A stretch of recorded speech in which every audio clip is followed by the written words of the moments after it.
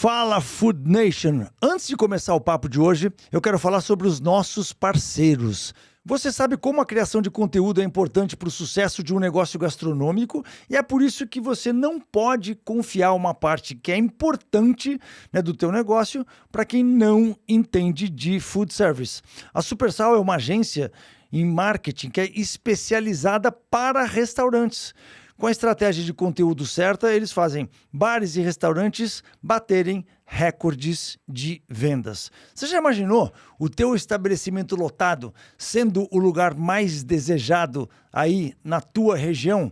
Então, se você quer resultados como esse para o teu negócio, acessa aí o QR Code e informa o cupom FFN. E aí você vai receber um diagnóstico gratuito do marketing do teu negócio.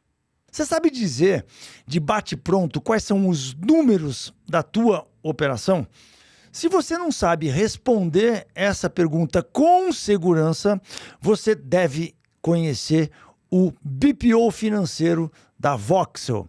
Com a Voxel, você vai ganhar clareza, você vai ganhar mais segurança nas suas decisões, você vai acessar indicadores cruciais como o CMV, fluxo de caixa, DRE do teu negócio.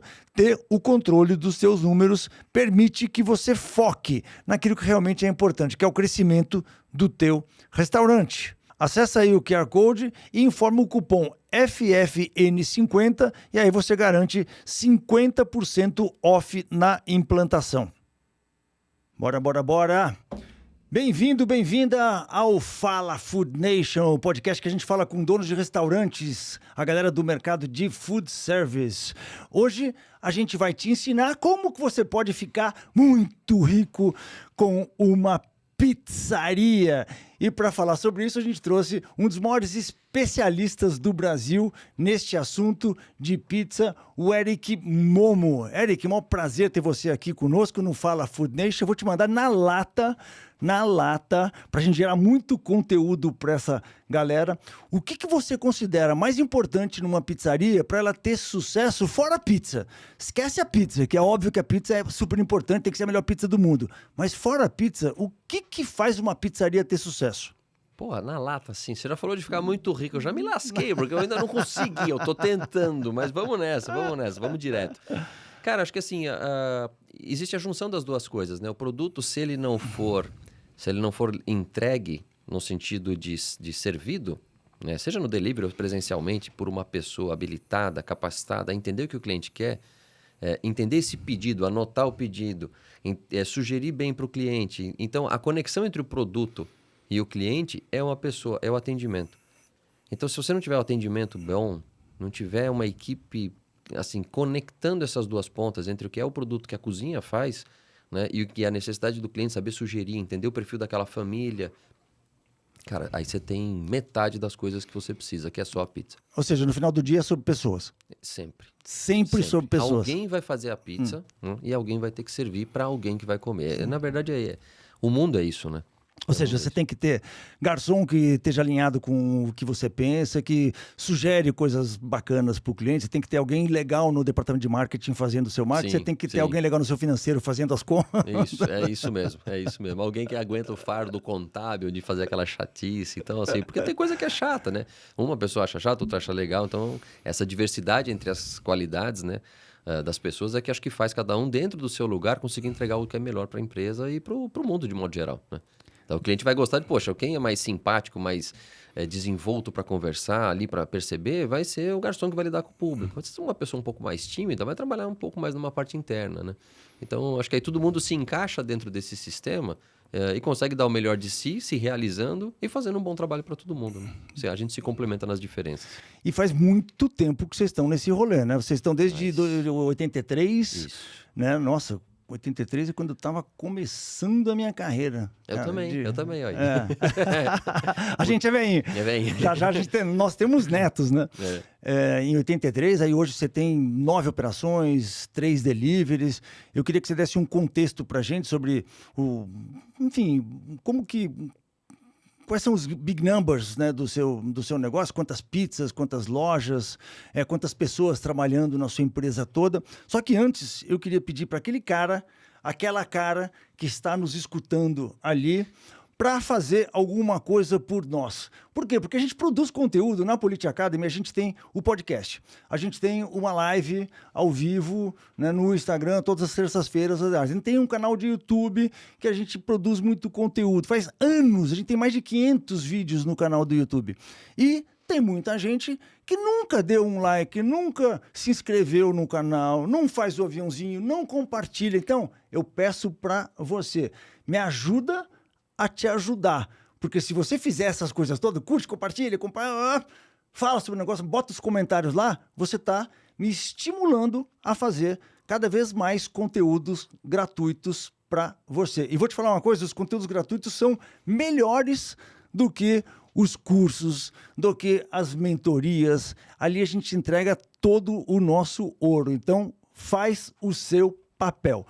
Eric, vamos lá, dá um contexto, big numbers do seu negócio, da 1900, só para a galera entender quem é você. Vamos lá.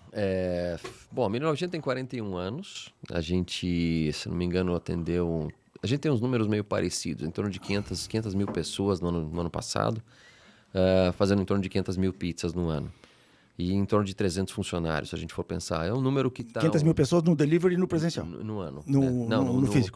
Pessoas no físico. No físico? 500 mil clientes? São 285 mil pessoas, perdão. 500 mil pizzas. Entre 285 mil pessoas e 285 mil pedidos. Se não me engano é isso. Os números batem de 1 para 1 entre o movimento do salão e o movimento do delivery, mas em casa você tem mais pessoas, né?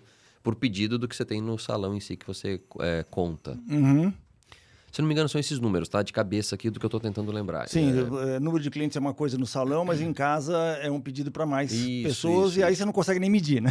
É mais ou menos isso, e são 500 mil pizzas por ano, tá? Mais ou menos isso que a gente está fazendo. E a gente está com 11 operações, tem mais 2 aí para sair ainda esse ano. Então, são 8... completos, né, que a gente fala, né, que salão, salão e delivery. E 3 deliveries, né, que são exclusivos para o delivery. O que mais que você tinha perguntado, Politi? Quantas pessoas trabalham lá? Sim, em torno de uns 300 funcionários, se a gente for pensar nos diretos, que a gente tem dentro do nosso time. E é um número que está em transição. Por que eu falo em torno de 300? Porque a gente está expandindo. Então, como está com 2 operações que está dentro do radar, a gente já está com uma finalizando, outra Você já está com um colchão.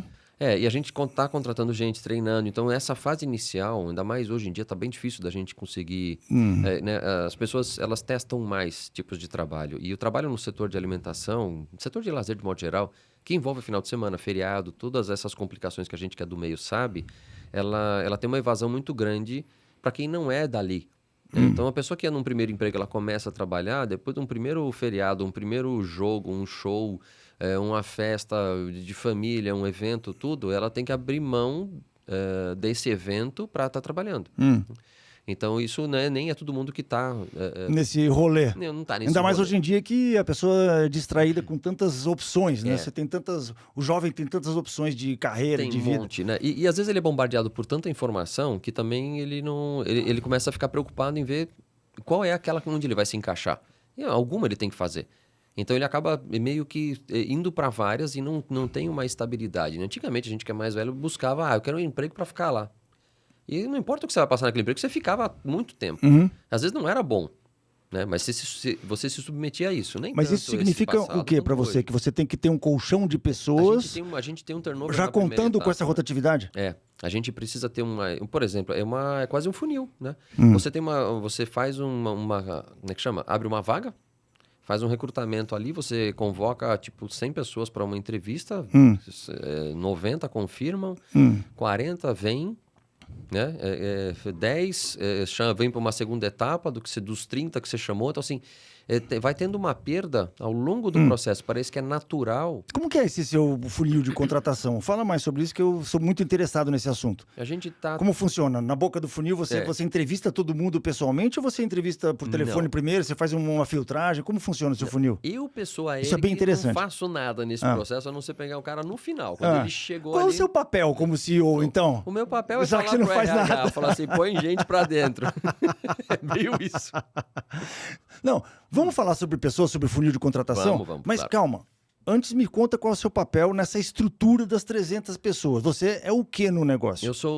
A gente tentou achar um nome para o que eu sou de fato. Eu sou o sócio, né? Eu tenho uma participação dentro de algumas pessoas, que é uma empresa que é familiar, multifamiliar hoje, vamos pensar assim. Eu tenho uma cota societária e, ao mesmo tempo, eu sou o diretor-geral da empresa, o CEO. CEO, tá. Naturalmente, eu fui assumindo este papel ao longo do tempo. Então, isso é uma coisa que foi um pouco natural com a saída do meu irmão e com a saída do meu outro sócio, que nós três fazíamos a gestão ao longo de muitos anos do negócio. Era uma coisa tipo colegiada.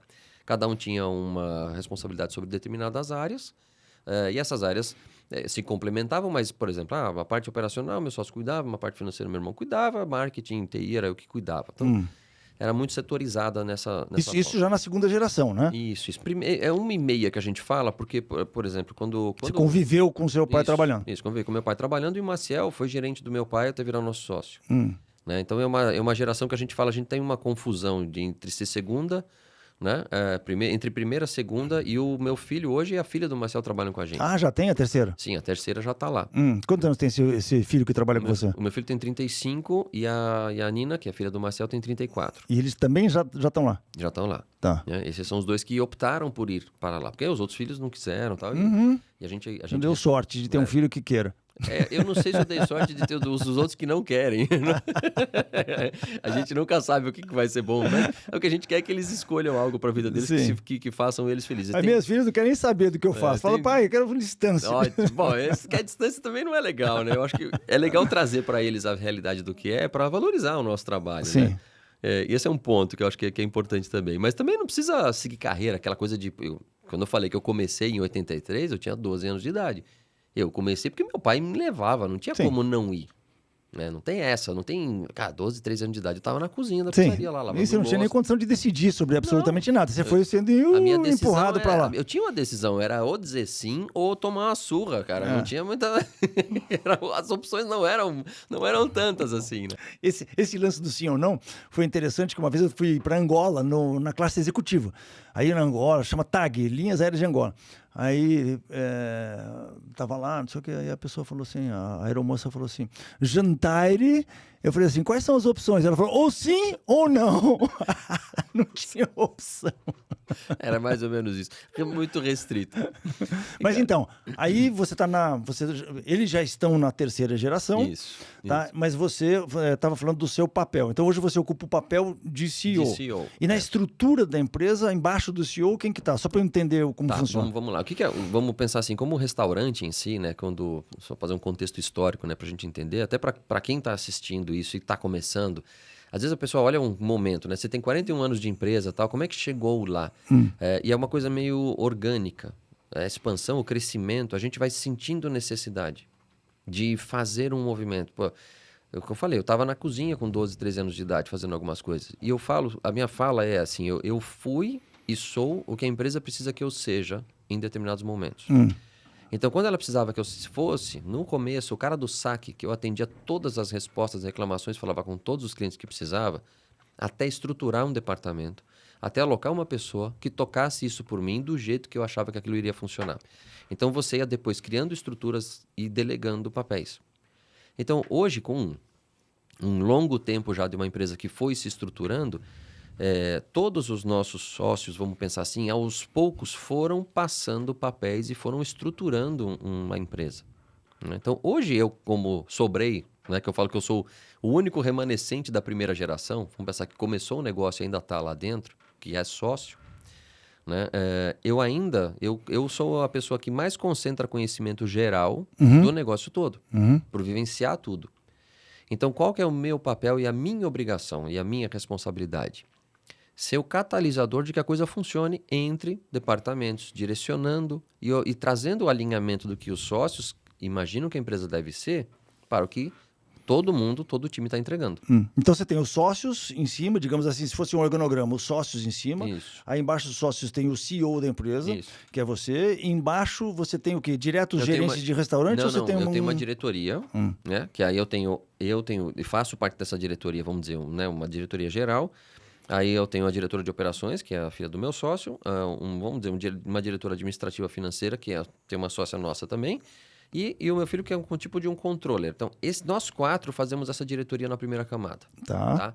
Para cuidar das decisões estratégicas do negócio como um todo, para não demandar dos sócios. Então, a gente tem esse poder de decisão. Tá. Além desses sócios que são operacionais, que estão na diretoria, tem outros sócios também. Isso. Que seria minha mãe, por exemplo, o Marcel e o meu irmão. Esses são os sócios originais do negócio. Tá, que não estão na operação. Isso. Tá. E vocês fazem uma reunião de conselho, assim? Isso. Tem uma parada? A gente Tem um ritual de reunião de conselho fora o operacional? Faz. A gente faz e apanha e se bate e remodela o tempo todo. Né? Isso é uma coisa engraçada até que eu falo, poxa, toda vez a gente está testando o modelo. Né? E por que testando? Porque tem momentos da empresa que demandam um modelo de funcionamento. E aí, enquanto ele funciona, a gente continua. Quando a gente vê que precisa, cresceu.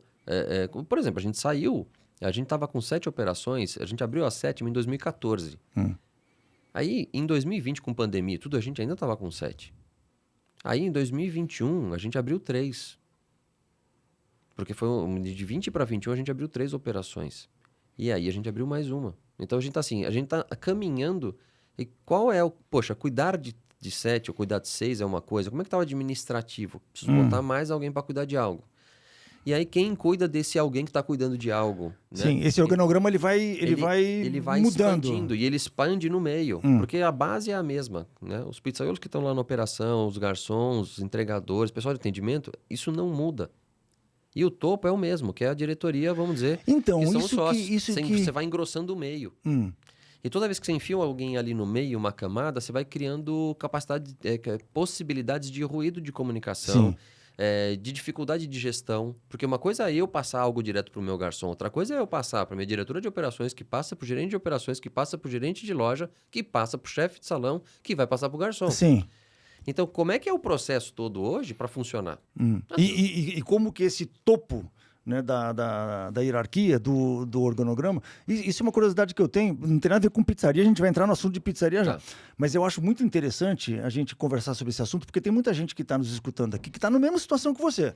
Que o pai, o avô fundou um negócio, e aí o negócio se expandiu. Sim. É um negócio brasileiro, não é um negócio internacional, não é uma cadeia internacional que chegou no Brasil.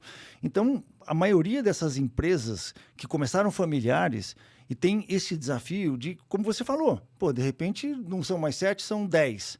E de repente no futuro você tem a oportunidade de, em vez de 10, ser 20. Em vez de estar em São Paulo, estar no Brasil inteiro. Cara, você tem, como CEO do negócio, você tem até uma obrigação, né, de fazer uma análise do cenário para ver quais são as oportunidades de crescimento. Sim. Mas aí você tem uma estrutura familiar que não está preparada nem como você está, porque eu te vejo circulando, né? Você está aqui, está ali, está em tudo quanto é lugar, você está aprendendo coisa pra cacete, você faz... Cara, eu tô vendo você super ativo na parada. Mas, cara, você está com aquele desafio de ter aquela estrutura de conselho, de diretoria até, porque no seu caso também tem a diretoria, que sim. Os seus parentes, o filho do sócio, o não sei o quê, que são pessoas imutáveis, né? Imutáveis na hierarquia. E junta papéis, né? Porque você tem o papel de familiar. Então Ou seja, o cara que está no conselho, ele está dando opinião na operação também. Pois é, e aí você fala, imagina, eu trabalhei com meu pai e o que era? Você, poxa, enquanto filho, hierarquicamente, aquele cara aqui, quando eu tinha 12 anos de idade, me pegava pela orelha e falava, você vai tomar sanções aqui, né, pro trabalho, como é que eu faço esse cara me ouvir 20 anos depois? Porque sempre, e uma vez, até vou contar um caso rapidinho, eu tava dirigindo, meu pai tava do meu lado e minha mãe no banco de trás. Meu pai falava assim, mantém distância, não sei o quê. Aí a minha mãe falou assim, Madian, ele já dirige faz 30 anos, você precisa ficar falando. Eu falei, mãe, ele vai sempre ter 30 anos a mais que eu. Então, a vida inteira, eu vou passar com uma pessoa que tem 30 anos a mais de experiência comigo. Então, ele sempre vai ter o direito de me orientar com algo que ele acha que eu tenho que fazer melhor. Porque ele é mais velho que ele e meu pai, acabou. Quando eu entendi isso, eu aceitei tudo que meu pai falou para mim ao longo da vida. Então, e isso, você imagina quando você traz isso para dentro da empresa, que você fala, poxa, você é sócio, como você falou, eu sou um cara meio fuçado, eu saio para estudar, para aprender tudo. E aí eu preciso mudar algo no negócio que eu já tô vendo. Como é que eu convenço esse velho? Como é que eu trago uma informação para lá e falo, cara, olha, isso aqui é o futuro do nosso negócio. Não é porque sempre foi assim. Eu imagino que um monte de gente passa por isso. E conflito geracional é normal, vai ter. Eu tenho os meus com os meus filhos. Né? E é normal, eu espero demandas novas deles. Só que talvez eu tenha já exercitado isso um pouco e consigo tirar isso. Então essa junção de papel na diretoria, quando você fala, poxa, é meu filho, mas desculpa o termo aqui, foda-se. Bota um pi aí depois, tá? O povo do estúdio. Não tem problema. Mas por Podcast quê? vale tudo. Não, ótimo. Por quê? Porque, cara, o papel dele ali é para entregar um negócio, é para fazer alguma coisa. Então tem demandas que a empresa precisa que ele faça. Não sou eu, Eric Pessoa. Então, quando a pessoa que está naquele papel tem aquela responsabilidade e entende que a empresa tem uma demanda por aquilo, ela entrega com muito mais realização, com mais qualidade, porque ela entende o papel dela e a importância dela. Não está fazendo porque o chefe manda. Está fazendo porque precisa ser feito. E precisa ser feito, ele é além das pessoas que estão pedindo. Né? Então, quando a gente olha na estrutura da diretoria, nos sócios, em tudo, quando a gente consegue alinhar essas necessidades e entender o que o negócio precisa, o que a marca 1900 demanda, o que vem do posicionamento dela, do público que ela quer atingir, a gente é como se fosse um instrumento para o negócio. Então, eu como CEO, o cara que tem que olhar e falar, poxa, traduzir essa necessidade da marca para estar presente no mercado atual e sempre prosperando, para falar na língua da equipe e falar, gente, olha, o que a marca quer ser é isso. Como é que a gente faz ela ser isso? Cara, você passa por um desafio, que é um desafio que muitos operadores têm. Porque, por exemplo, a 1900, tem que falar italiano, né? 1900. É mais bonito, né? É uma marca, aqui em São Paulo, muito poderosa. Sim. E a gente sabe que as marcas poderosas em São Paulo podem ser marcas poderosas em qualquer lugar do Brasil. Você está presente em São Paulo. Mas quando eu penso nessa sua estrutura organizacional e o desafio que você tem, é porque essa marca ela pode ir para um monte de lugares. Ela pode, cara, virar uma coisa. Quando a gente pensa assim, quais são os players que tem no Brasil de pizzaria? Né? Então você tem as marcas internacionais que... Você que está mais presente no mundo das pizzarias. Quais são as marcas de pizzaria que tem famosas no Brasil, que tem conhecidas? Que são mais internacionais, não? Internacionais, que chegaram no Brasil. Da Pizza Hut. Você tem a Pizza Hut, Domino's. Pizza Hut, Domino's. Cara, e assim, putz, eu não sei se tem alguma outra. Teve... Não. Ou seja... Não, mas acho que são as... Eu também não consigo me lembrar de outras grandes. Agora, mas é outra pegada, né? Porque então, é totalmente uma estrutura mais de fast food, que é um outro modelo de negócio como um todo, para franquia. É completamente diferente. Completamente diferente. Agora, dentro do seu modelo, que é um modelo de... Vamos dizer que uma pizzaria seja um conceito fast casual. Isso. Acho que se encaixa nesse conceito, que é um restaurante maior, que tem atendimento de mesa, que tem, enfim, uma estrutura um pouco mais parruda. Dentro desse conceito, quais são os grandes players do Brasil, de grupos de pizzaria? Cara, que eu conheço tem o pessoal da Brás, que é da Companhia Tradicional de Comércio. Sim, que estão em São Paulo também. Sim, são de São Paulo. Então, em São Paulo. Foram dar no Rio de Janeiro, tem Campinas, voltou. Tal, mas é pouca coisa. Eles têm uma operação ainda em Campinas, da Brás, mas acho que é São Paulo. O problema de São Paulo, quando eu falo problema, é a característica em si. Tem um volume de público com poder aquisitivo muito bom. E tem uma competição muito acirrada. Então, você tem oportunidades muito boas para quem trabalha muito bem. Então, ele é desafiador. Quer dizer, você vai numa cidade, às vezes, do interior, o pessoal fala muito isso. Não, o cara monta uma pizzaria no interior, do jeito que ele fizer, vai vender porque tem pouca opção. Então, o público, às vezes, tem uma demanda maior porque não tem alternativas. Então, ele resolve um problema inicial. São Paulo já está num nível de maturidade, vamos pensar assim, só pelo volume de pizzarias que tem em São Paulo, e o público é muito chato. Eu falo que a gente criou um monstro, né? Que é o cliente paulistano. Porque você entrega cada vez melhor para ele, porque você quer tirar ele do teu concorrente. E aí, quando você entrega melhor, ele vai ficando mal acostumado contigo. Aí o teu concorrente vai melhorar o serviço dele, e aí o paulistano vai ficando, né, viciado no bom atendimento. Quando ele vai para fora, puta, ele sofre. Porque ele não encontra esse atendimento e esse cuidado que tem em São Paulo em nenhum lugar do mundo. A não ser que ele vá em grandíssimos, altíssimos restaurantes e tudo mais. Mas quando eu penso assim, nos players que a gente tem em São Paulo como rede, com vontade de expansão e crescimento, cara, eu não sei te dizer outra marca. Você vê a Brás.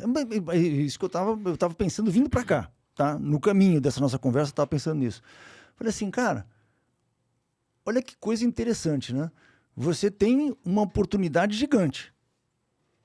Porque você falou, pô, tem a Brás, tem não sei o quê, mas você não consegue se lembrar de outro nome que esteja nessa mesma pegada tem outras marcas. de crescimento. Cara, a gente tem a Camelo, que é tradicional, Sim. tudo bem. Se for falar a Esperança, mas tem 2 operações que é extremamente tradicional. A Veridiana tem acho que 3 operações também, muito bem classificada, muito bem colocada, tem um bom produto. Que são grandes marcas. A Cristal acho que tem 2 ou 3, eu não tenho certeza. Mas assim, que estão, vamos dizer, eu não gosto de usar esse termo, mas só para ser referência, no mesmo nível do que a 1900 está. Quando eu falo nível, é tipo de serviço, preços de pizza, qualidade de produto, a gente está na mesma faixa, né? Não é para ser uma pizza popular e também não é para ser uma coisa totalmente elitizada, mas está ali nessa média alta, vamos dizer. São essas as maiores marcas assim que me vêm à cabeça no primeiro momento. Não, mas isso que me chama a atenção. E aí, voltando ao desafio, voltando à provocação que eu queria te fazer. Assim, é uma provocação mesmo, tá? É para você pensar. É para você pensar. Não, estou te fazendo essa provocação porque é a provocação que eu faço para muitos dos empresários que são mentorados pelo meu time. Com a estrutura que você tem hoje. Por exemplo, se você fizesse assim, eu quero abraçar essa oportunidade. Porque, cara, isso para mim é claramente uma oportunidade. Né? Pô, você falou, pô, tem poucos concorrentes, tem um que tem 2, tem um que tem 3, tem um que tem não sei o quê, tá normal. Beleza, que tá em São Paulo. Cara, mas isso para mim é uma oportunidade gigante de você construir um império de pizza dentro do casual dining, dentro desse esquema de pizza que é uma operação mais parruda. Você está falando, pô, 500 mil pizzas, cara, em 9 operações, é um negócio, 10, né, operações.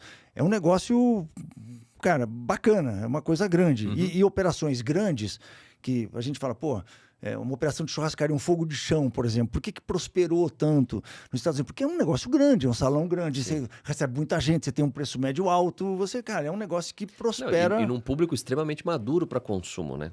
Num país com poder aquisitivo já bem estruturado e espalhado. No Brasil você não tem tanto, você tem um pouco mais... Está mais concentrado no Sudeste, né? Pela estrutura econômica, mas tem boas praças ainda para serem exploradas no Brasil. Então, aí voltamos à provocação. O que precisaria, na sua visão, o que precisaria para você, em termos de estrutura de negócio, porque você fala assim, pô, o Eric é muito bom, mas, cara, você não vai conseguir fazer tudo sozinho, você não vai conseguir abraçar. Digamos que você tem a oportunidade de triplicar o seu negócio em 2 anos. Perfeito. Você tem essa oportunidade. Vamos dizer que eu tenho recurso para isso. Qual recurso? Financeiro. Certo? Não sei. Então vamos lá. Não sei. Você tem recurso financeiro? Não. Estamos fazendo exercício, não é provocação? Não. Você precisa. Né? Claro. Vamos pensar assim: se eu vou construir loja, montar. Que recursos que você precisaria para isso? Recurso financeiro, certo? Certo. E recurso humano. Humano, sim. Basicamente é isso. Porque as pessoas vão mover o dinheiro para onde ele precisa ir. Boas pessoas vão mover o dinheiro para o lugar certo. Mas essa estrutura que você tem hoje te ajuda nisso? Ou você precisaria mudar? Cara, você precisaria ter uma estrutura de pessoas pensando em abraçar essa oportunidade. Eu vou fazer uma metáfora aqui. Não se preocupe que seus parentes não vão estar escutando esse podcast. Não, azar deles. Deixa eu até me arrumar na cadeira. Cara, eu vou fazer uma metáfora. Quando a gente vai fazer uma massa de pizza e você quer trabalhar com uma fermentação prolongada, sei lá, 2 dias, 1 dia, não importa. Você pega, olha lá a tua maceira, que é o teu equipamento, joga uns ingredientes ali dentro, bate tudo, tira uma massa ali de dentro e espera o fermento trabalhar. E aí não vai mudar o ingrediente no meio do caminho, cara. Não tem o que fazer. O que você está esperando é a fermentação do negócio para ela se desenvolver, ficar madura e poder virar pizza. Entendi. Adorei essa metáfora. Então, em que momento a gente está, em termos de estrutura de negócio? A gente está no momento em que a massa está fermentando. Uma base a gente já fez, uma boa parte a gente já trabalhou, o que a gente está é fermentando. Então, não adianta a gente querer, no meio do caminho, desestruturar essa massa para fazer outra coisa. A gente vai perder um trabalho inicial feito. Isso é uma metáfora para que, assim, existe um tempo de maturação para qualquer estágio do negócio. Eu sou um pouco mais pé no chão, porque eu poderia pegar a marca, construir a marca. Meu pai sempre falou isso, e é muito consensual, porque todo mundo vai ter esse entendimento. Para você construir um valor de marca e ter uma marca sólida, bem respeitada, é um trabalho contínuo que você faz o tempo todo. Para você destruir, É Sim. uma cagadinha que você faz. Uhum. Então você tem que o tempo todo estar construindo a sua marca. Então a gente tem um apego pelo que a gente constrói, porque isso valoriza o tempo que a gente dedicou no trabalho lá. Então quanto mais longo foi esse trabalho, quanto mais árduo e difícil foi essa jornada para todos que se envolveram com a 1900, mais a gente valoriza o que nós construímos. Uhum, a história, a cultura. Uhum. Exato. Então, mais a gente quer preservar. Então, menos risco a gente quer correr.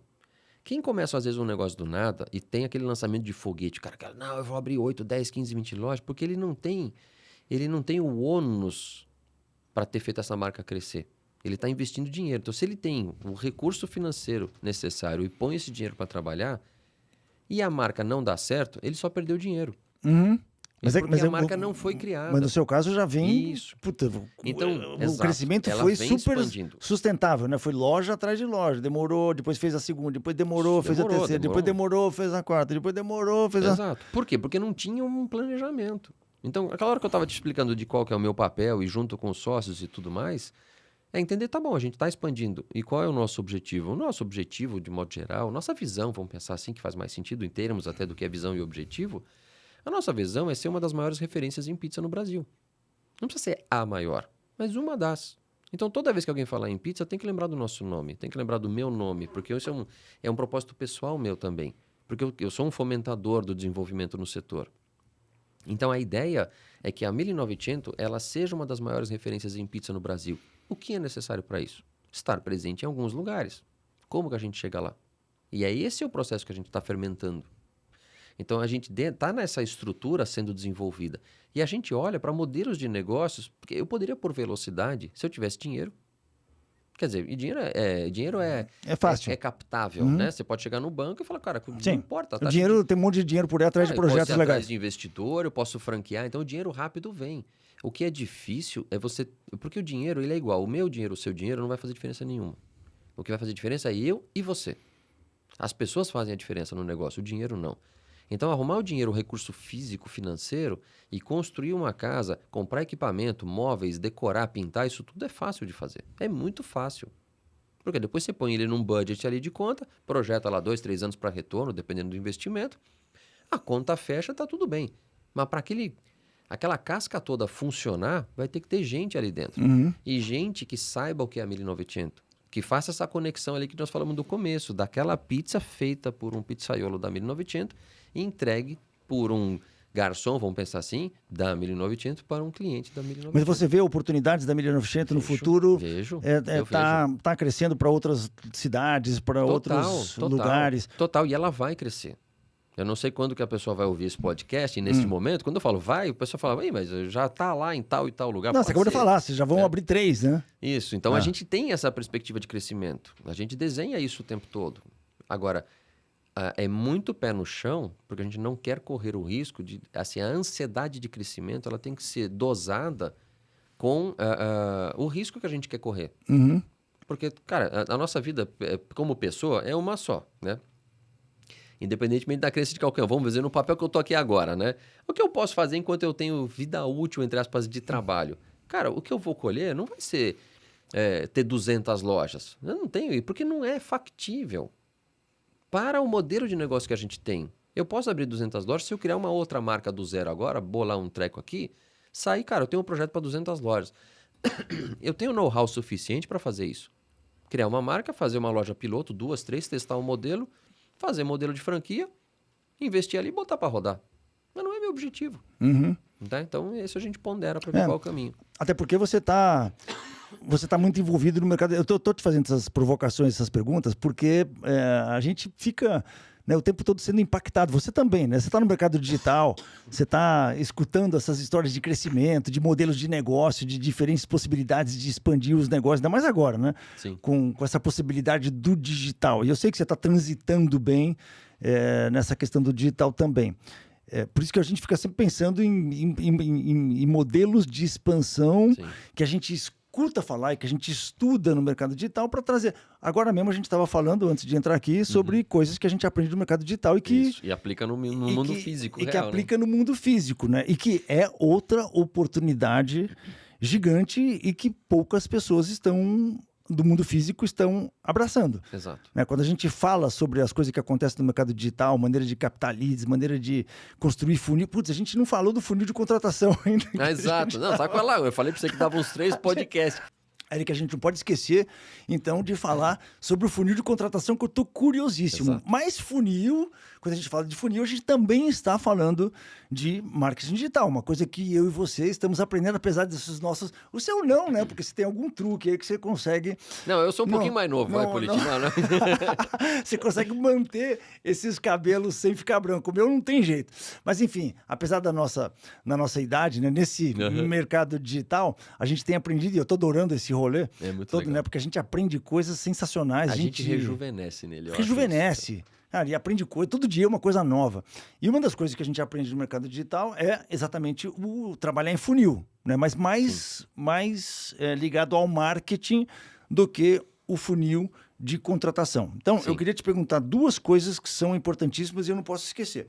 Primeiro, de que maneira você, ao conhecer o mercado digital, você implementa no seu negócio físico as coisas que você aprendeu no mercado digital? E outra coisa que eu vou anotar aqui também, são 3 coisas já. Se você está usando a inteligência artificial de alguma maneira no seu negócio já. Então, vamos tentar organizar aqui a nossa conversa. Vamos começar falando de funil de contratação. Vamos lá, funil de... Para a gente não sair do assunto de pessoas que a gente começou lá atrás. Tá, eu vou misturar um pouco a primeira com a segunda, do funil de contratação exatamente com o digital, porque o que acontece?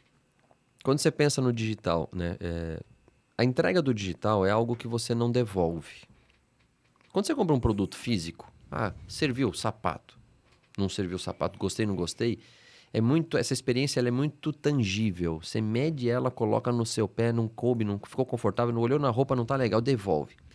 Então existe uma sensação de quem está comprando, de que ele tem o poder de escolha de devolver. Comprar algo intangível, que é o conhecimento, porque quando a gente fala do digital, na verdade, a gente está falando mais de conhecimento do que qualquer outra coisa. É o que a gente faz aqui. Às vezes é comprar um livro, e o cara não faz esse paralelo. Quando ele compra o livro físico e ele lê, ele não gosta, o livro está lá na estante dele. Pode dar para alguém emprestar, mas está lá. Ele comprou o conteúdo do livro, ele não comprou as páginas.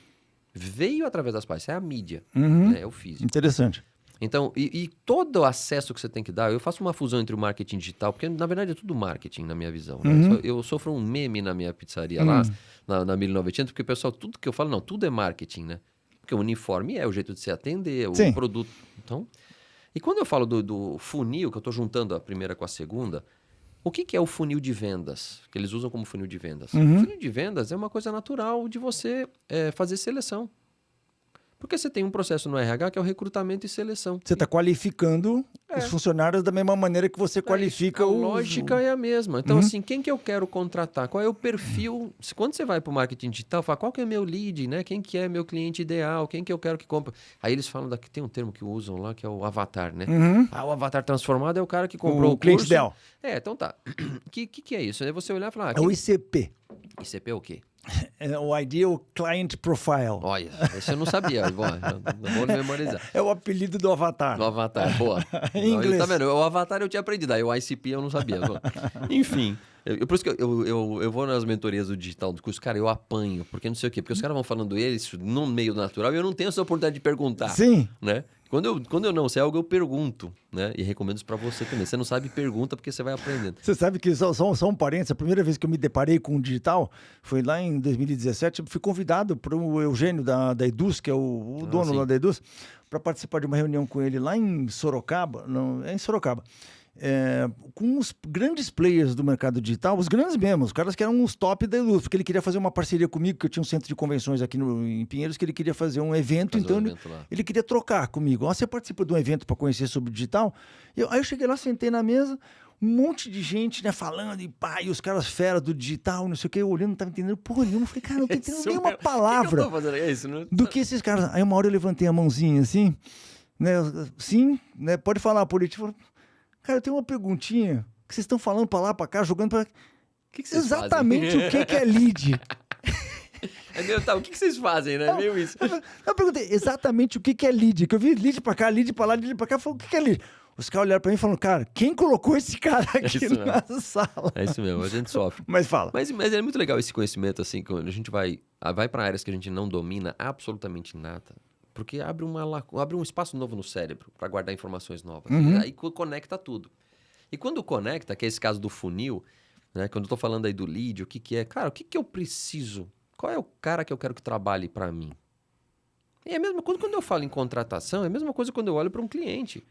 Eu tenho que ter essas duas pessoas conectadas. Quem é o cara que você quer que trabalhe para você? Cara, eu preciso de alguém que goste de lidar com o público. Vamos pensar assim, no atendimento, né? Gosta de lidar com o público. Tem que saber lidar com problemas. E tem que saber ouvir o outro. É pouca coisa. Mas nunca fiz isso eu tô dando aqui, meu pessoal do RH vendo esse podcast, mas ele nunca falou isso pra gente, porque acabou de vir o insight do resumo aqui. Tá, não, eu tô anotando aqui, ó, pra você depois Porque, cara, você colocar na sua lista de valores pra contratação. Boa. Porque não adianta política, como é que se contratava antigamente? Homem que mora na região X, nessa faixa etária. E querer ganhar dinheiro trabalhando. trabalhando. É IBGE, né? Isso é dado do IBGE, isso não é útil. Porque o que movimenta a pessoa é que ela tem dentro dela, é a vontade de fazer alguma coisa que conecta com o que a empresa quer entregar. Então tem muito mais a ver sobre o jeito dela ser do que quem ela é de fato. Então, eu gosto de fazer entrevistas de emprego, por exemplo, quando eu faço, e até uma coisa que eu quero conectar com o meu time ali de novo e tentar ver como é que eles estão fazendo. Porque é conversando sobre o que a pessoa não fala sobre o trabalho, você entende quem ela é. Como ela lida com as situações. Então a pergunta não é do tipo, você sabe abrir massa de pizza? O cara vai falar, sei. Você sabe assar no forno a lenha? Sei. Porque o cara vai dizer tudo que ele sabe. Você sabe pilotar um avião? Sei. Por quê? O cara quer um emprego. Se ele disser que não, na cabeça dele ele fala, pô, se eu disser que não, ele vai me tirar do processo. E eu quero esse emprego. Aí o cara entra... Aí o cara começa a trabalhar em uma semana, ele fala, pô, mas eu não queria trabalhar de noite. O cara nem sabia o que era a vaga, não foi claro. Então, a gente não vendeu para ele o que a gente faz, para ele ter desejo de nos comprar como empresa. Então, quando eu pego do digital, o que a gente faz? A gente quer alguém que queira trazer o dinheiro de lá para cá. Né? O dinheiro está na mão do cliente. Alguém que tenha necessidade daquilo. Isso. Então, o que eu vou te entregar que vai valer a pena para você? Né? Como empresa que eu estou vendendo um serviço, um conhecimento. Né? Que a gente fala do avatar em si. Olha, eu mostro o avatar transformado. Eu falo, ó, o cara que comprou o meu curso ou que fez mentoria comigo, alguma coisa, era assim, virou assado. Né? Essa é a estratégia em si. Eu não faço isso por falta de organização mesmo, de foco, porque não é meu negócio principal. Mas é essa a estratégia. E quando eu olho para essa estratégia, como é que eu faço isso com o cara que trabalha aqui? Para falar com o cara que quer um emprego, fala, cara... Este emprego que eu tenho não é para você. Como eu posso falar para um cara que vem para a mentoria e falar, cara, minha mentoria não é para você. Por quê? Porque não é aqui que você vai encontrar o que você quer. Então, obrigado. Se você traz isso para o processo de recrutamento e seleção, traz para esse funil, lá na boca você já começa a ter um público um pouco mais qualificado para ir passando pela seleção, para você ver se esse cara mesmo está afim de trabalhar de noite, final de semana, feriado, de aguentar o chefe enchendo o saco, porque a gente é mala mesmo no negócio, a gente tem um nível de exigência bom. Então, cara, o cara faz um negócio errado, eu tenho uma puta paciência para explicar. Mas eu sou chato. Chato por quê? Porque eu vou falar 200 vezes que eu não gostei daquilo. Mas você sabe uma coisa que você falou que eu achei muito interessante? Que você falou assim, quem é o cara que eu quero contratar, né? Eu te perguntei, quem é o cara que você quer... Hoje a gente fala, tem que estar respirando e andando. Aí aqui dentro a gente resolve. Tá com o nariz para cima da terra, vem, né? Não, mas o que eu acho bem interessante nessa pergunta, e para você que está aqui escutando esse podcast, talvez essa seja a pergunta mais importante de todo o nosso episódio do podcast. Porque eu estava pensando aqui com meus botões enquanto refletindo sobre o que você estava falando. A grande maioria das pessoas, pelo menos das pessoas que eu tenho contato, dos meus mentorados, dos meus alunos, das pessoas que eu converso frequentemente, elas não têm claro isso na cabeça. Exato. Quem são as pessoas que você quer que esteja trabalhando com você? Então, como elas não têm claro isso na cabeça, elas não conseguem transmitir, né, como você falou, para as pessoas que eles estão contratando, que é o seguinte, olha, eu acredito, você falou, pô, o cara tem que ter tesão por trabalhar com público, né, tem que ser um cara bom de público, tem que ser um cara resolvedor de problema e tem que ser uma pessoa que saiba lidar, que saiba jogar em time, que saiba lidar com outras pessoas. Cara, você resumiu perfeitamente bem quem é o cara que você quer. por atendimento. Porque se eu for pensar, eu preciso de um cara administrativo para fazer a Para parte contar estoque, financeira. talvez não seja... Não, eu quero um cara mala, que não gosta de público. Que odeie pessoas. Gosta de número, planilha, quer ficar no canto dele. Por quê? Porque ele tem que ter concentração para fazer o trabalho. Aí é essa adequação que a gente tem que fazer, né? De olhar. E eu faço 2 camadas assim na contratação. Primeiro eu olho e falo, pô, esse cara pode ser uma parte do time da 1900? Ele conecta com o que a gente entende como alguém da empresa? Conecta. Então tá bom. Aí eu posso ver onde ele encaixa. Porque às vezes numa entrevista eu falo, pô, esse cara não tem nada a ver com o perfil do cargo que eu tô procurando, mas é um cara legal que pode encaixar numa outra função que a gente tem. Então a gente pode pegar essa ficha dessa pessoa e oferecer para ela uma outra. Cara, não é para garçom, porque eu tô vendo que... Cara, você tem vergonha de falar. Nem que eu vou botar você pra vender, não é o chegar seu numa perfil. mesa de um monte de pessoas que você não conhece, e chegava, tudo bom? Meu nome é Érica, né? Eu posso falar um pouquinho da pizza nova que a gente tá lançando? O cara não vai ter essa coisa natural. Ele não tem o primeiro, digamos, o público, né? Essa questão de falar com o público e tal, pode ser que ele não tenha, mas ele tem a segunda e a terceira. Mas às vezes eu posso chegar Ele resolve o problema e lida bem em isso. time. Aí eu posso fazer o quê, então, com esse cara? Cara, você não vai ficar na frente de combate, mas você pode ficar um pouco na retaguarda. Já que você tá precisando de almas, né, pra trabalhar. Isso. Então, a gente tenta acertar isso, porque também não dá pra pegar aquela história, cara. Eu falo, e força de vontade não ajuda em porra nenhuma, porque, cara, o elefante chega na beira do penhasco e fala, cara, eu vou voar porque eu tenho fé, eu acredito, eu posso, tanto isso aqui. Cara, pode se empoderar se você quiser, é um elefante, cara. Ele vai dar um passo pra frente e vai se estourar lá embaixo.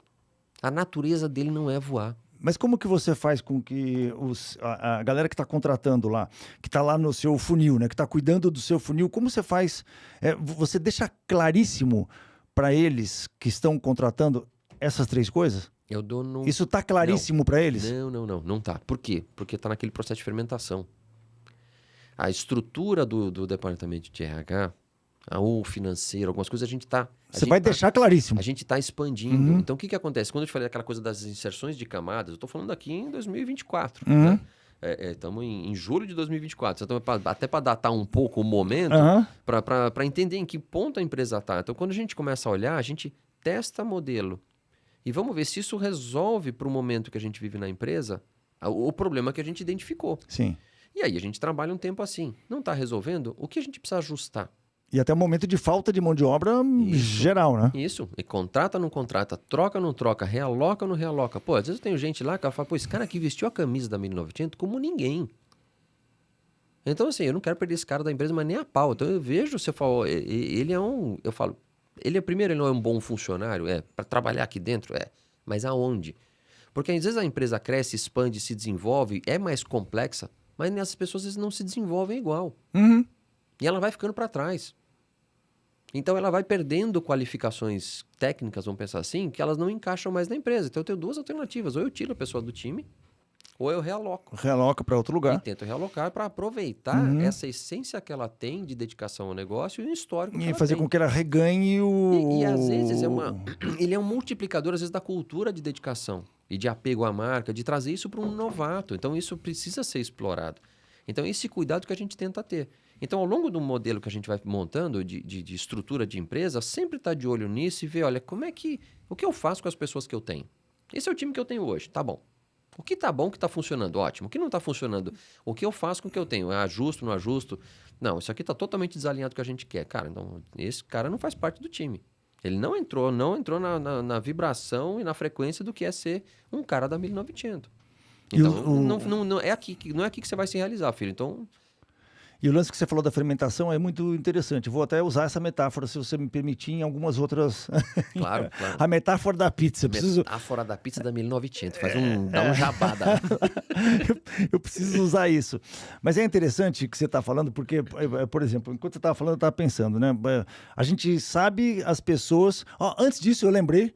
Né? Acabei de lembrar agora que eu tenho que agradecer aos nossos patrocinadores do podcast. Manda. Né? A Voxel, que são os nossos BPOs, BPO financeiro, aquele cara que tira aqueles problemas que você tem de administrativo financeiro, quem que vai cuidar disso, quem que vai produzir meu DRE, meu CMV, quem que vai mostrar meus números, é o BPO, nosso patrocinador. E outro elemento importantíssimo que você tem no seu negócio é fazer o marketing do seu negócio. Não esse marketingzinho, né, de panfletagem, de fazer tráfego pago, achar que gastou, né, R$1.000 de tráfego pago e tal. Não, marketing legal, Supersal. Essa ficou boa, hein? Marketing legal, fala com a Supersal. São os nossos patrocinadores do nosso podcast. O que eu estava pensando quando você estava falando, Eric, é o seguinte,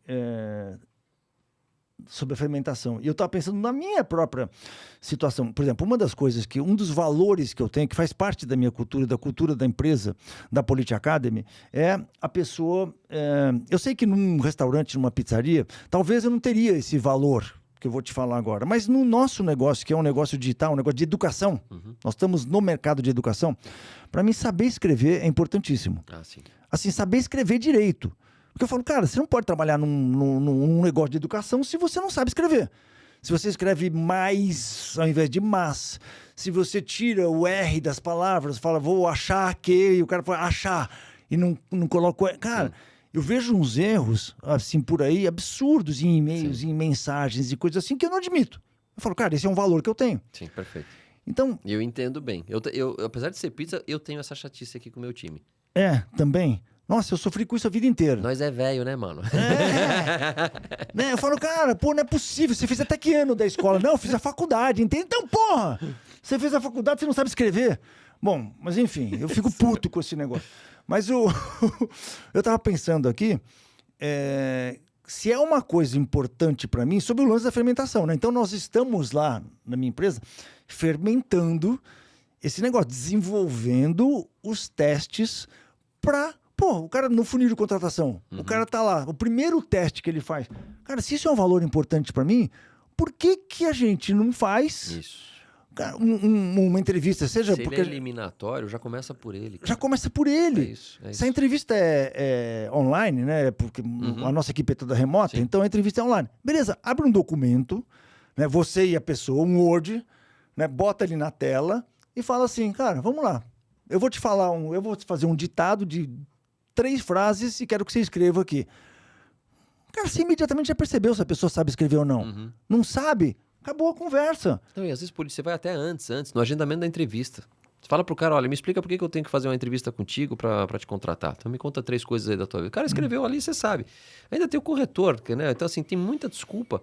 Pô, o cara escreve muito abreviado, não põe ponto, não põe vírgula. Então você fala, poxa, a expressão verbal e a expressão escrita, ela é uma tangibilização, vamos pensar assim, do pensamento.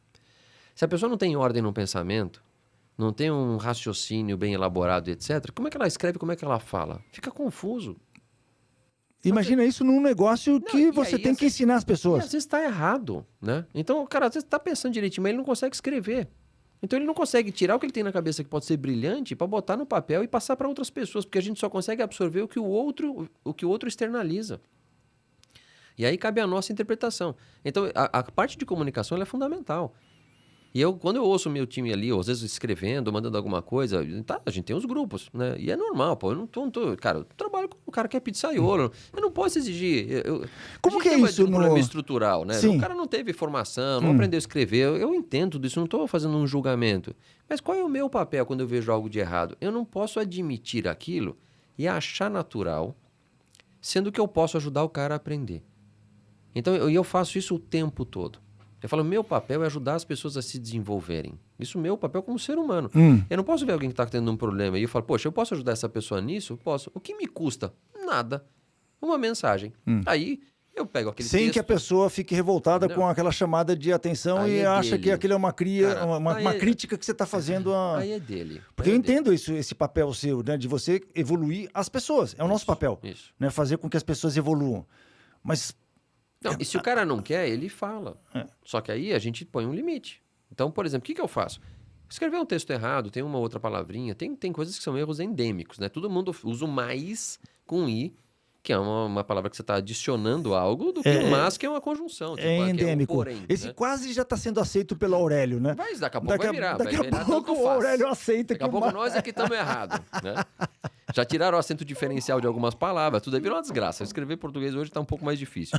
Mas enfim, eu pego o texto que está errado e mando no privado para a pessoa, corrigindo o que está errado e explicando o que é o correto. Porque a correção por si só, cara, é trazer o cara para o alinhamento, mas ele não sabe o que ele está errando. Tipo, olha, essa palavra é isso, essa palavra é aquilo. Quando você usa assim, é nesta situação. Quando você usa essa em tal. Eu tento dar um pouco de contexto. Então, o que eu faço? Eu dedico um tempo Maior do que simplesmente ler, não, tá errado. Não, porque eu falo, aquilo me chamou atenção pelo erro. A comunicação daquela pessoa tá errada. E às vezes, cara, a vírgula. É igual você falou, para mim para falar errado é um problema, né? É uma coisa assim que você verbalizou, eu vi a vírgula. Né? Para mim, vírgula, falar errado é um problema. Não é para mim falar. Eu vou pegar um negócio pra mim falar. Isso não faz sentido. Aliás, eu acho que até pra mim falar tá errado, né? Pra eu falar, né? Não. Pra eu falar... Ou é pra mim mesmo? Eu sempre me confundo nisso. Não, você falou assim, né? Pra mim, falar correto é um valor. Foi isso. Sim, pra mim, falar direito é um valor. Sim. Então, falar direito é um valor pra mim. Seria a construção direta. Sim. Aí no caso é pra mim mesmo porque você tem a vírgula. Exato. Pra mim, vírgula. Isso, você põe a vírgula porque ela estaria no final da frase. Então, Sim. eu não sou Você é bom de português, cara. Mas já deu pra perceber que você é bom de português. Eu sou chato. Você é dos Lembra que meus. eu falei que eu sou chato? Então, eu sou um mala. A minha filha, se estiver ouvindo esse podcast, ela vai falar, lá vem meu pai. Puta chato do cacete. Não, porque ela fala que eu seria aqueles velhinhos de museu que pegam um treco e fica explicando, contando a história. Eu sou esse. Né? As minhas também, eu tento ensinar e elas não querem saber de aprender. Comigo elas não querem, elas aprendem com um monte de gente. Comigo não, fala, pai, não vem com esse papo que você tem com seus alunos. Enfim, cara, pra gente não fazer 8 podcasts de hoje e trazer o que importa, na verdade... Não, mas Vai.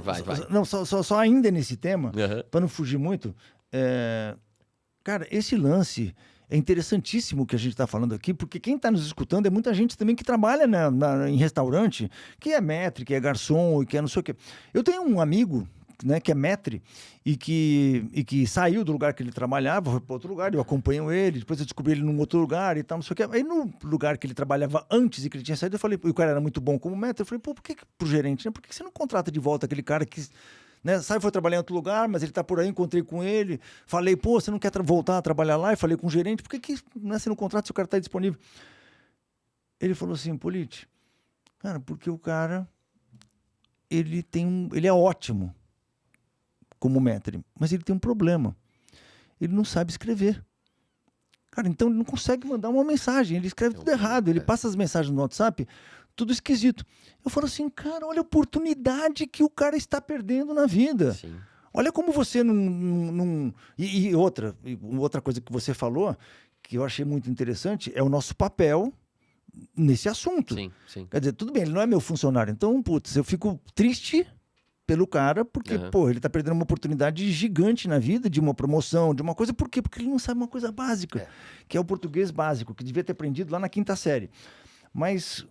Só que às vezes o cara não quer aprender depois. Então, eu tenho mas por que o cara não quer aprender agora? Porque tem 30 anos de idade. Mas política, cara, eu falo assim, não se baseia pelos...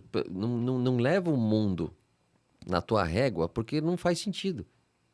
Por exemplo, eu sou quando eu falo que eu sou um cara chato, quando eu resolvi estudar sobre a pizza, eu sou meio nerd. Então, assim, eu falei, eu quero entender sobre a pizza. Eu fui estudar sobre a pizza. Tem um cara que sabe muito sobre pizza também, que eu gosto, que é o André Guidon, da Leggera, da Pizza Napolitana. Escreveu um livro, tal, legal. Eu li o livro do cara, achei muito bom, mas eu anotei um monte de coisa que eu falei, pô, tô em dúvida disso aqui, preciso marcar com ele, bater um papo, porque não é que eu não concordo. Eu não entendi o que ele quis dizer. Eu sei que ele fez até um glossário lá com as referências e tudo mais. Por que eu estou dizendo isso? Porque eu vou atrás eu gosto de entender por que as coisas são assim. Por que elas funcionam desse jeito. Eu não quero a primeira camada. Porque ele dá na primeira camada, você aperta um botão ali, a coisa funciona. Tá, mas o que está por trás deste botão? O que aciona? É a hora que aquela criança pentelha que desmontava a coisa e perguntava tudo, né? E isso foi me trazendo essa construção mais verticalizada do conhecimento. E eu falo, poxa, se eu ensino para a pessoa mais na vertical e entende por que essa palavra está errada, qual a origem dessa palavra aqui? Aí o cara não desconecta mais do sentido dela. Se ele entendeu isso... você tem uma história que suporta cara, o porquê daquele assunto. Não é decorar o porquê que está usando um ou porquê que está usando o outro. O próprio porquê, que tem 4 jeitos diferentes de escrever o porquê, é uma desgraça. Porque se tem regras gramaticais e exceções, isso é um grande problema. Aí você decora mesmo. Mas tem muita coisinha que é bobagem, que é na forma da pessoa expressar a forma como ela está passando, que a comunicação fica prejudicada, porque você se detém mais com o ruído, a falta de vírgula, a falta de pontuação. Aí o contexto foi passado errado. Quando a comunicação está neste ponto, você tem a obrigação de corrigir. E aí passa conhecimento para a pessoa. Agora, nem todo mundo está aberto a aprender. Então, mas isso para mim... Eu tive um cara, um pizzaiolo, muito tempo atrás, ele se alfabetizou lendo comanda. O cara tinha tanta vontade de aprender a ler que ele pegava as comandas e ele perguntava, o que é isso aqui? Ah, é calabresa. O que tá escrito aqui? Tá escrito cala. Uhum. O que tá escrito aqui? É portuguesa. Aí tá portu. Ele foi entendendo as letras. Porque ele queria aprender. Sim, porque ele tem um espírito apreendedor. Isso. E hoje tem o contrário, que é o cara que tá num nível razoável médio, que ele vai até um certo ponto e qualquer coisa que você explica para ele, ele não quer. Então, Aí cada um tem um jeito. cara, mas você chegou no ponto no meu principal valor. Eu sempre tive isso, a vida inteira. Eu tenho 5 valores. Os valores são aquelas coisas que eu acredito e que eu contrato e demito baseado nesses valores. Se o cara não tem o primeiro, cara, ferrou, ele não vai trabalhar comigo. Isso todo mundo que trabalhou comigo a vida inteira sabe, que meu primeiro valor é esse. E sempre foi isso. E sabe qual é o primeiro valor? Apreendedor. Se o cara não tem o espírito aprendedor, Não vai cara, andar eu nem em nada. contrato.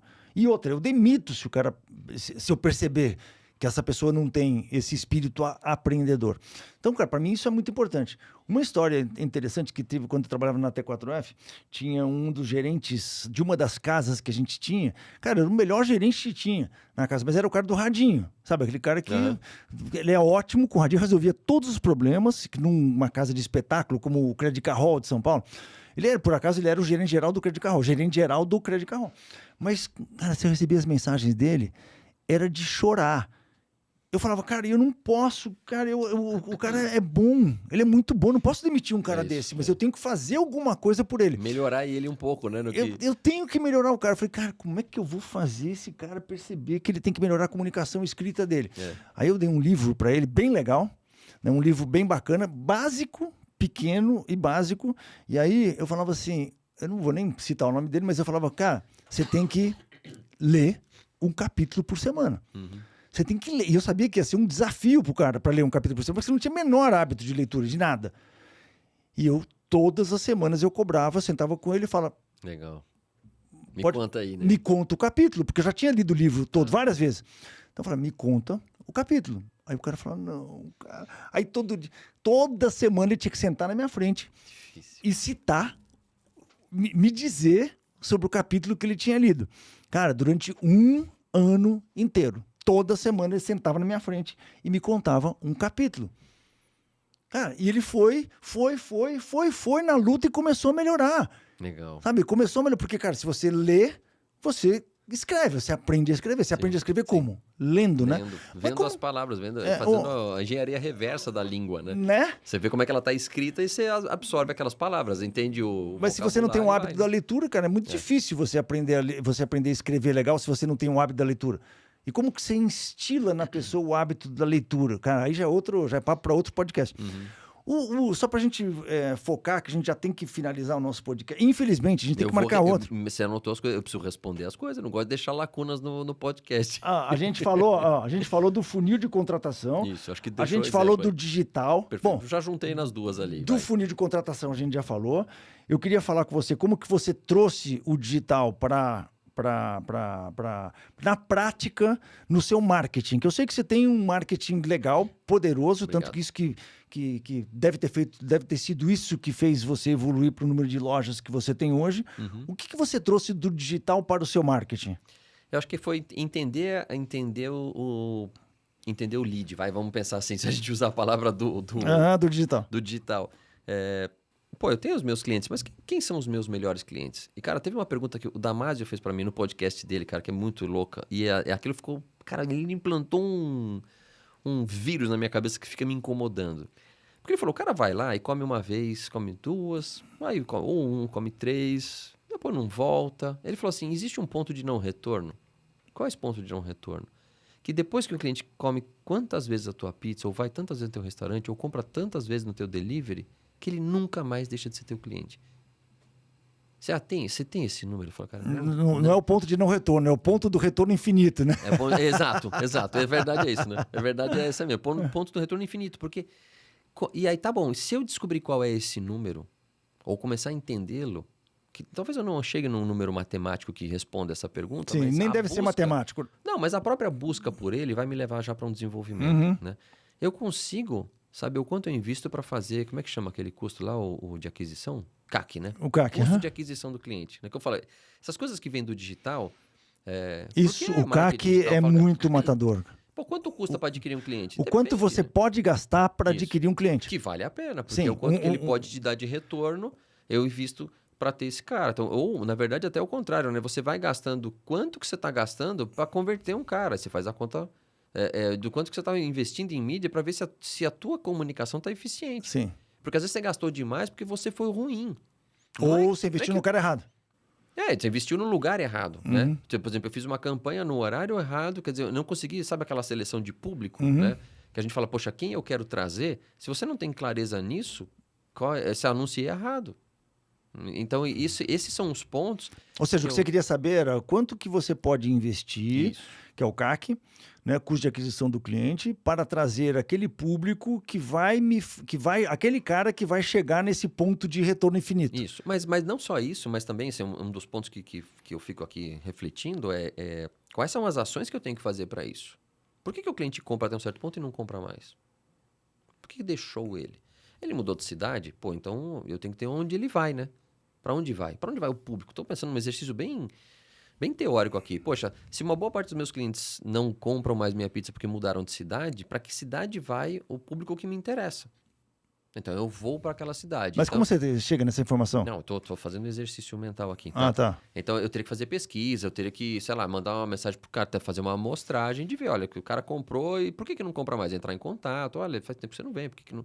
Então isso tudo envolve tecnologia, conhecimento, criar um CRM, né? Exato. Então criar um CRM em cima da base de dados que a gente tem, entender perfil de consumo. Tem o cara que compra todo dia, por exemplo, na minha loja lá que eu tenho no Itaim, que a gente serve o almoço, o cara vai de segunda a sexta almoçar lá, mas ele não vai à noite, porque ele já foi comer pizza de dia. Então ele é um perfil de público lá do almoço. Não vai ser do jantar. Sim, ele é circunscrito à região. Isso. Ele vai pela conveniência, não para não é de destino. Não, perfeito. Aí talvez se a família dele, vamos comer uma pizza na 1900, ele vai falar, nem a pau, eu comi a semana inteira lá. Ele vai oferecer para ir para outro lugar, né? Então, quando você entende o perfil de consumo daquelas pessoas e você meio que clusteriza, né, que é o termo que eles usam de você agrupar por padrões, você começa a falar, poxa, qual o padrão que me interessa e como que eu trato cada um deles? Tem um nome que se usa aí que é muito interessante, que eu vim descobrir há pouco tempo atrás, chama-se cohort. O cohort eu também vi já. Eu não lembro o que é, mas a palavra não é essa. É essa clusterização que você está falando. É quando você separa um grupo de qualquer coisa. Tá. De clientes ou de funcionários. Um cohort que é Legal. A clusterização deve ser o sinônimo de cohort. Eu lembro do cohort, mas eu não lembrava que era esse o sentido deles. Um outro termo que você me falou que eu vi que também, que é o flywheel. Você já viu esse, não? Sim. É o volante, né? É o volante no sentido de você ter uma entrada... É uma engrenagem. Não é uma engrenagem, mas ele é um moto contínuo. Né? Esse o volante é aquele que você gira e ele, naturalmente, ele tem uma inércia de movimento. Então, qual é essa inércia de movimento? É a entrada de clientes que você entraria via funil e faz esse cliente indicar outras pessoas para serem teus clientes. Então, se eu consigo trazer um cliente para dentro do meu negócio e esse cliente consegue trazer outro, o meu custo de marketing reduz porque eu tenho... É CAC zero. É CAC zero, porque o próprio cliente está trazendo gente. Então, quantos clientes meus E como hoje você faz trazem? para que isso aconteça? Para que o cara que já é seu cliente indique outros? Tem alguma ferramenta para isso? A gente você sabe, usa a gente sabe. CRM, usa essas A ferramentas? gente tem... É que não existem ferramentas boas ainda. Se alguém tiver, não entre em contato comigo, porque eu já ouvi várias, tá? Porque às vezes o cara fala, eu vi teu podcast, eu tenho uma solução para você. Não tem. Eu quero ver te vender alguma coisa. Eu escutei o seu podcast, quero te vender alguma coisa. Todo vendedor de sistema acha que tem a solução que o pessoal técnico não consegue entregar. Porque quando ele vê a minha base de dados e vê o que eu sei, na verdade, ali por trás, do que não dá para explicar tudo aqui, ele vai entender que ele não consegue me entregar o que eu quero, tá? Eu estou sendo bem chato nesse ponto com o público, porque o vendedor de sistemas, ele acha que ele tem a solução de tudo. Sim. Mas ele não me conhece por dentro, então ele não sabe o que eu preciso, né? Enfim. Fora que é complicado você sair indicando sistemas por aí, porque a coisa que mais dá Cara, rolo é você indicar. É natural. É natural, porque tá tudo em desenvolvimento. É muito novo, cara. Isso tudo, a gente tá falando aqui do meio digital, é uma coisa que tá em constante desenvolvimento. E eu entendo que com o tempo vai melhorar. Mas ele não tem a solução pronta para mim. Eu já desenvolvi muito sistema dentro do meu negócio com programador, porque não existia no mercado. E a gente tá evoluindo ainda essas pontas, né? Mas, enfim, essa parte do flywheel, vamos dizer, do cliente, se ele indica uma outra pessoa e ele está ali dentro daquele padrão de comportamento, como que eu consigo medir? A gente usa, um dos sistemas que a gente usa até para medição de retorno do cliente chama Resposta, que é um sistema que tem para então, é muito legal. né? Você leva um tabletzinho lá na mesa, o cliente vai lá e preenche, então é meio que por amostragem, é voluntário ele responder, ele tem uma inteligência lá para perguntas e você coleta um pouco de dados. E aí você vê uma base de clientes que já vem, que tem recorrência, você consegue saber se é a primeira vez, não é? Então com isso você tem uma noção de retorno. A gente tem uma boa parte de clientes que já voltam. E a pessoa, ela nunca... Cara, aí eu olho por comportamento humano, não necessariamente por medir dado. As pessoas recomendam lugares. Nós conversamos, onde que nós vamos comer hoje? Tem tal lugar onde você foi, eu fui em tal... Essa comunicação de você verbalizar e falar marcas, lugares, experiências que você teve, você traz tanto positivo quanto negativo. O positivo você traz quando te perguntam. O negativo você traz para contar espontaneamente. Porque você fala, eu falo, segunda-feira é o dia da desgraça. Porque segundo o povo junta no escritório e fala, cara, você não sabe o que aconteceu comigo nesse final de semana. Se ele fez sexta, sábado e domingo tudo bem num lugar, ele não vai contar quase nada. Mas se deu uma merda num ponto com manobrista ele vai contar numa coisa, na mesa e a mesa replica para outro cara. Isso. Ele vai e conta para todo mundo que aquilo lá foi uma desgraça. A experiência ruim ela é muito mais explicada. Só espalhável. Jornal, espalhável, notícia. O que se compartilha normalmente é coisa ruim. Enfim, então se eu tenho esse cliente vindo e ele traz outro cliente, porque 70% em média das pessoas que vêm no restaurante voltam. E podem recomendar. Uma boa parte veio porque alguém indicou. Agora, não é só porque alguém indicou. Mas essa medida de 70% você tirou com base no seu... passado histórico nosso. No seu negócio. Isso. Tá, o que é alto, né? É alto. E aí eu não sei se ele é bom ou é ruim. Porque eu falo, poxa, se eu tenho só 30% de clientes que recorrem, quer dizer que eu estou fazendo um serviço ruim? 70% não voltam. Desculpa, é 70 que não voltam? Não, 70 voltam. Tá. Né? Então, 30 não voltam. Aí você fica... Eu falo às vezes, porque qual é o número bom? Cara, se você tem um restaurante que está numa região turística... Sim, Balneário, não vai rolar. Não, a medida é outra. Exato. Não tem a mesma medida para tudo. Tem. Mas numa cidade como São Paulo... Você tem mais possibilidade de retorno. Né? Então, eu não sei... E esse é um índice que muito pouca gente mede. E que é interessantíssimo. Se você conseguir aumentar a curva desse índice e trabalhar em cima do... Então, mas qual que é o meu medo? Se eu tenho 100% de cliente que volta, eu não estou trazendo cliente novo. Eu preciso renovar minha base. Então, eu não sei qual é a proporção que seria ideal para o negócio. Esse número, para mim, ele indica um negócio, mas ele não é nunca... Mas eu acho que você nunca vai ter 100%. Você acha que 100% você não vai chegar. Não tem como, matematicamente falando. Mas você... O fato de... É que nem você falou, a intenção, né, de aumentar a recorrência, o índice de retorno do meu cliente, por si só, a intenção já é maravilhoso para a sua operação. Esse é o objetivo. O objetivo é ter 100%. Porque ele vai fazer com que eu ofereça a melhor experiência possível para o cliente que está lá presencialmente. Esse que é o... E voltar cabe a ele. E eu nunca vou conseguir medir exatamente que todo mundo voltou, porque eu também faço um outro trabalho que é além do presencial, que é aquele atendimento bom que a gente tem que fazer e o produto tem que fazer a recorrência na... Não, e eu tenho que captar clientes novos, eu tenho que falar sobre a marca.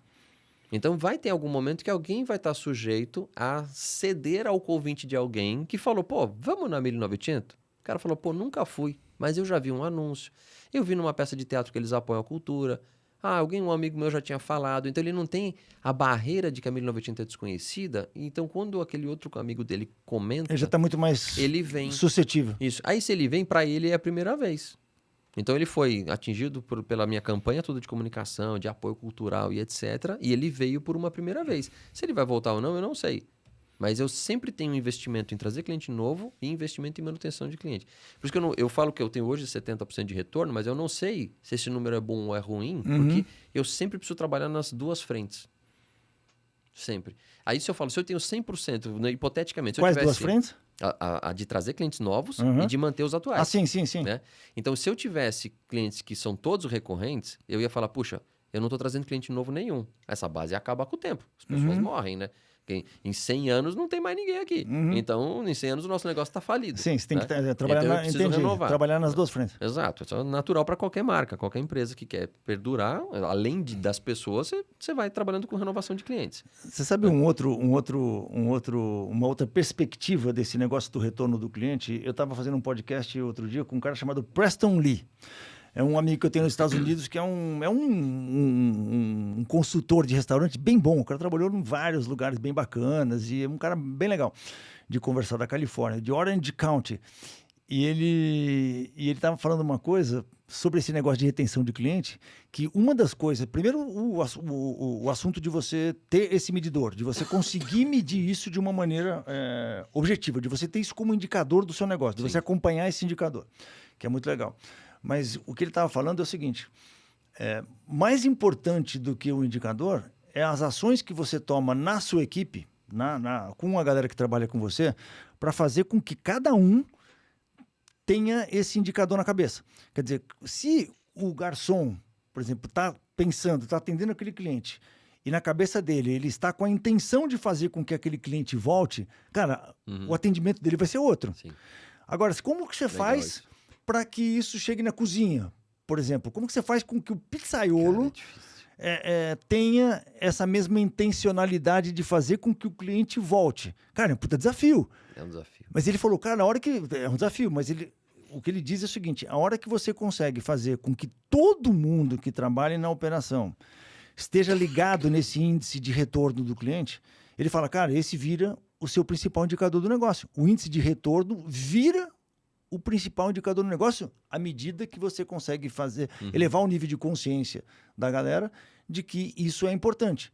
E que todo mundo esteja com essa mesma intenção. Eu falei, caraca, cara, olha que negócio interessante. Que a gente está usando, que também é essa base, na verdade ela está numa outra ponta que leva para isso, para essa recorrência, que é o NPS. O NPS é o Net Promoter Score, né? Que acho que é isso, que é exatamente qual é a tendência que essa pessoa tem de indicar o teu restaurante. Você já viu esse indicador? Sim. Ele é muito bom, porque... Os detratores, os promotores e os neutros. Né? Os neutros são os que dão mais raiva no sentido de você falar, pô, eu quase consegui fazer esse cara ser um promotor da marca. Mas ele virou neutro. Porque o detrator, deu problema. Aí você está dentro das exceções. Né? E por mais que você tenha um NPS alto, você fala, poxa, como é que eu melhoro esse número? Então, esse é um indicador que a gente tem usado hoje frequentemente e ajuda bastante na percepção de, poxa, se eu fiz um bom trabalho na intenção de fazer o cara ser recorrente, ele vai naturalmente ser um promotor da marca. Ele vai vender essa experiência que ele teve para outras pessoas. Pô, precisa voltar lá. Pô, a pizza é sensacional, mas o atendimento do fulano lá pô... Então, esta conversa tem que nascer ali. E se você consegue fazer... Eu tenho um mentorado, o Gugu, de Vitória do Espírito Santo, que ele tem uma operação gigante, chama Império do Caranguejo. Não é Império do Caranguejo. Ilha do Caranguejo. E enorme. E ele tem um esquema de medir o NPS de todos os clientes, que ele chega a 97% de medição. De captação de dados. De NPS. Tá. Por quê? Porque quando o cara fecha a conta, ele é obrigado a fechar a conta num aplicativo. E é cartão individual. Então, quando ele fecha a conta, ele já imediatamente já vem a perguntinha lá para o cara dar um NPS, quanto você indicaria, não sei o que e tal. Se ele indica o detrator ou o neutro, imediatamente o caixa que recebe o negócio já manda para alguém, para um maître ou para um gerente, e fala assim, cara, dá um pulo naquela mesa imediatamente. Então, você já imediatamente já está... Você tem uma chance de conversão. Você tem uma chance de consertar aquele negócio imediatamente. E além disso, ele consolida aqueles dados todos do NPS e ele sabe qual garçom que está atendendo em qual praça. Isso, e todas as noites que ele faz uma medição e faz Tem um ranking lá do NPS da equipe, de cada um. De cada um dos garçons individualmente. E aí ele premia os caras. Então, você imagina, você tem a chance de consertar. Perfeito, muito bom. Você premia o cara e aí você vai medindo o NPS, o crescimento do NPS com o tempo. Cara, se você consegue isso. Puta, e ele conseguiu. Desenvolveu um software, fez uma parada lá. Legal. Depois eu te apresento, porque o cara é muito interessante o que ele fez, cara, numa operação grande, uma operação bem grande. Mas, cara, infelizmente, a gente está chegando... A gente sabia que ia chegar nesse momento. Ao fim do nosso podcast. Eu consegui responder tudo? Não ficou lacunas aí? Não, conseguiu. Então, perfeito. Ótimo. Então pronto. Agora, é uma pena, porque a gente vai ter que fazer... Eu ia te perguntar um monte de coisa. Ia te perguntar sobre pizza, ia te perguntar sobre fermentação, ia te perguntar o papel do pizzaiolo no restaurante, ia perguntar milhões de coisas, mas na minha cabeça. Mas, cara, é bom que a gente faz um outro podcast só para esse lado B. A gente falou até de língua portuguesa aqui, né? Eric, é um maior prazer ter você aqui, cara. Maior orgulho de ser seu amigo e parabéns por tudo que você está construindo nesse mercado. Realmente você tem tudo, tem o porquê de ser considerado o rei da pizza no Brasil. Parabéns, cara. Obrigado mesmo, obrigado pelo carinho, cara. Show, valeu. Valeu, garoto. Obrigado.